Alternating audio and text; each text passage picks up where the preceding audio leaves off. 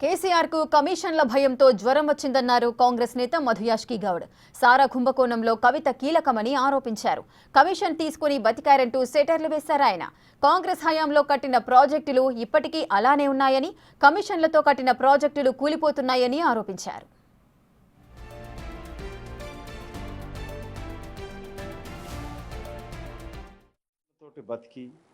కమిషన్లు తీసుకొని బతకనేర్చి కమిషన్ల కొరకే ప్రభుత్వాన్ని నడిపించి తెలంగాణ ప్రభుత్వంలో తిన్న కమిషన్లు చాలక ఢిల్లీ సారా కుంభకోణంలో కమిషన్లు తిన్న కవిత గారికి ఎంక్వైరీ కమిషన్లకు తేడా తెలిసినట్టుగా కనబడతలేదు.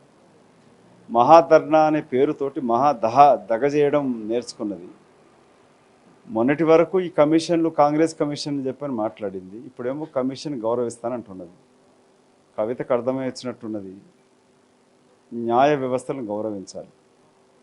తెలంగాణ రాష్ట్రంలో ప్రజాప్రభుత్వం ఏర్పడ్డాక ముఖ్యమంత్రి రేవంత్ రెడ్డి గారు కక్ష సాధింపులాగా కాకుండా తెలంగాణ ప్రజలు కట్టిన కష్టార్జితాంతో వేలాది కోట్లు కాళేశ్వరంలో తగలబెట్టి కాళేశ్వరం కూలడం కుంగిపోవడం జరిగినాక దానిపైన సమగ్ర విచారణ అనేది నేషనల్ డ్యామ్ సేఫ్టీ అథారిటీ తోటి కూడా మాట్లాడి చేయించడం జరిగింది. ఒక న్యాయ నిపుణునితోటి కమిషన్ ఏర్పాటు చేయడం జరిగింది.